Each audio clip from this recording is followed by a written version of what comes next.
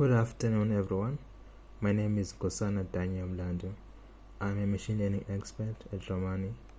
I want to first start by extending my sincere apologies for being unable to present physically due to unforeseen delays in visa processing. While I'm disappointed not to meet you all face to face, I'm grateful to the organizing team for allowing us to share our work. Thanks to Sophia for standing in for the team. Very much appreciated. A little background on the team.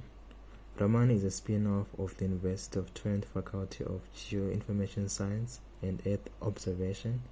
One of our trademark products is a toolbox for software developers to be able to quickly get results by providing a series of APIs, providing advanced functionality to mobile apps such as AI, crowdsourcing, offline maps, and routing.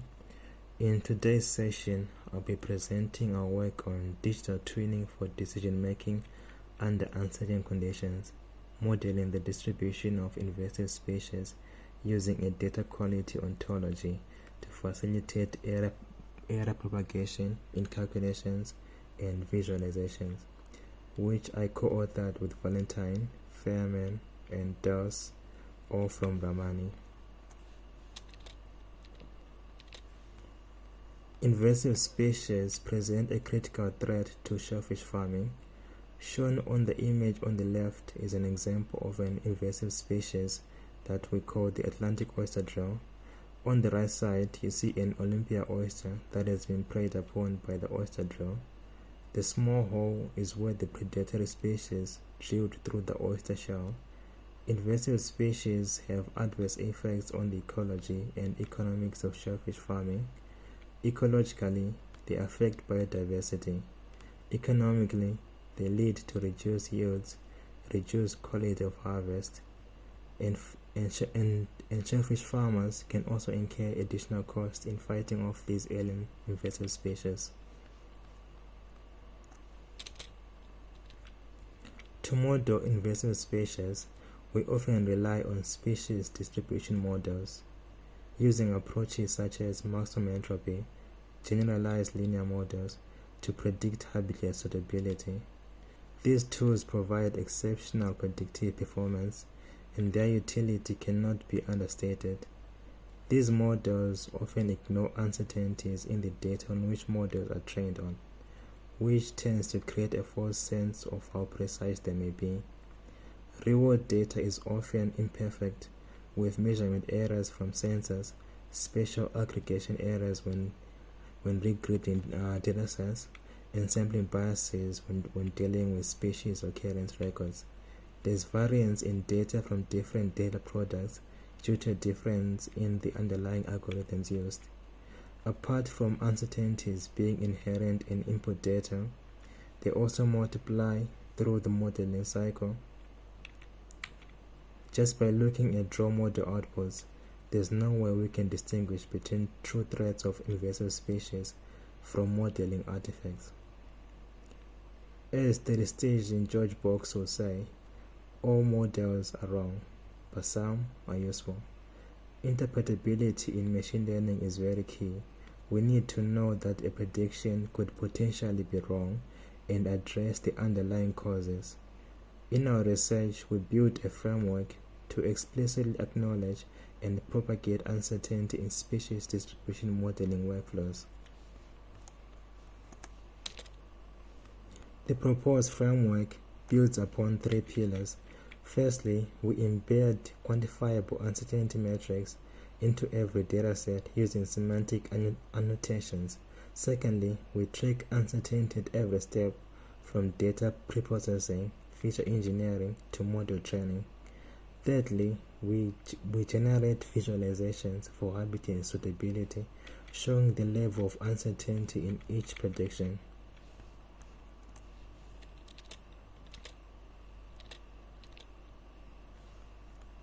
To represent the quality of the data, we have a data quality ontology. As shown in the image, data variables may be associated to variables representing their uncertainty. For example, to represent uncertainty in annual sea surface temperature, we have SSTAN mean to represent the nominal value and SSTAN uncertainty to represent the standard deviation around the mean. After annotating the datasets, you can export them to JSON-linked or data formats, which you can import into web apps and other dev tools. What are the benefits? We use standard naming conventions, shared semantic definitions, hence we can harmonize heterogeneous datasets. Experts and developers alike can interact with datasets through an easy-to-use, intuitive user interface. This facilitates decision-making under uncertainty.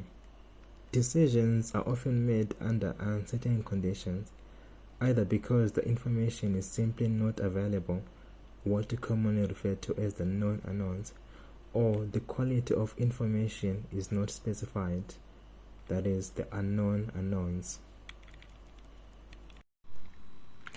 After annotating datasets, how then do we make models understand and handle the data quality metrics? We use a case study of Max Ant to demonstrate our work on calculations with uncertainty. We modified an open source software package, Iliad, to handle uncertainty explicitly. Data processing involves either principal component analysis or rescaling the features. For PCA, the eigenvectors are computed incorporating the errors during dimensionality reduction, and similarly, when rescaling, we preserve the errors generated in the process. Feature transformations also involve mathematical operations involving the mean and standard deviation, ensuring interactions reflect combined uncertainties.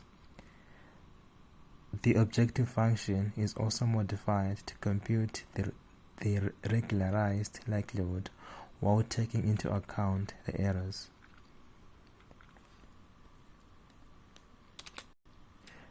The case study involved modeling the invasion of the Atlantic oyster drill.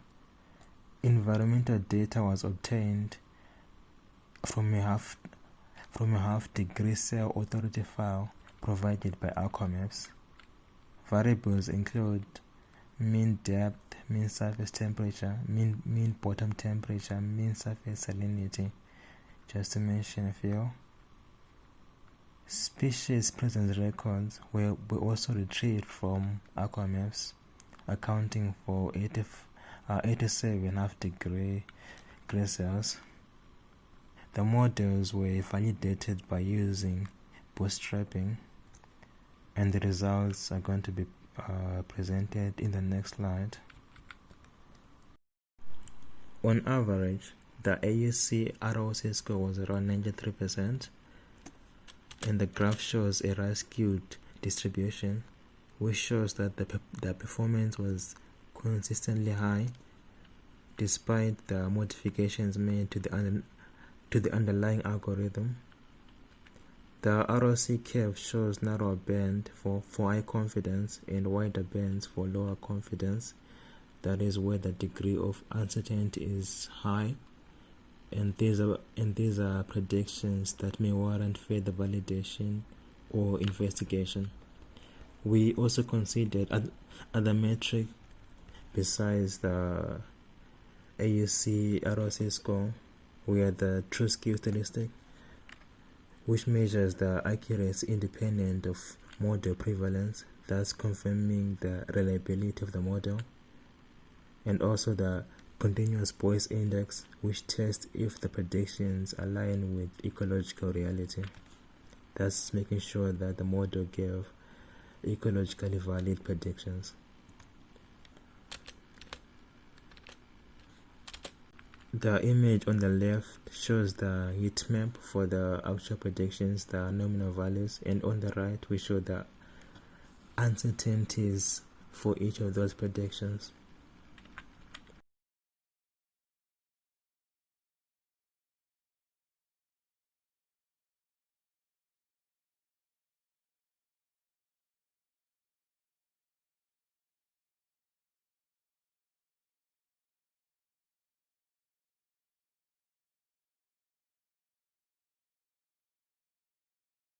In conclusion, our work delivers a paradigm shift to decision-making under uncertainty for species distribution modeling by explicitly quantifying uncertainty.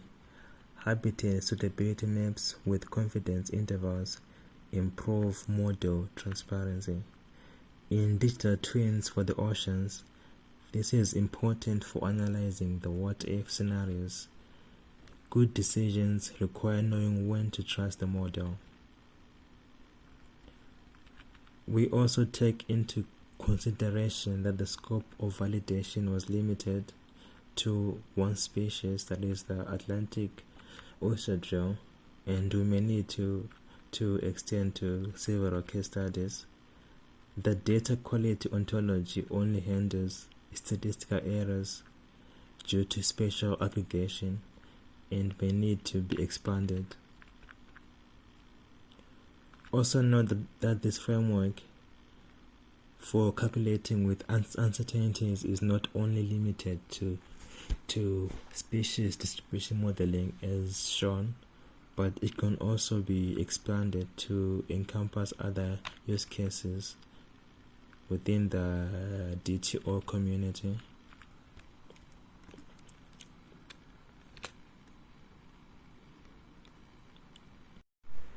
This brings us to the end of our presentation.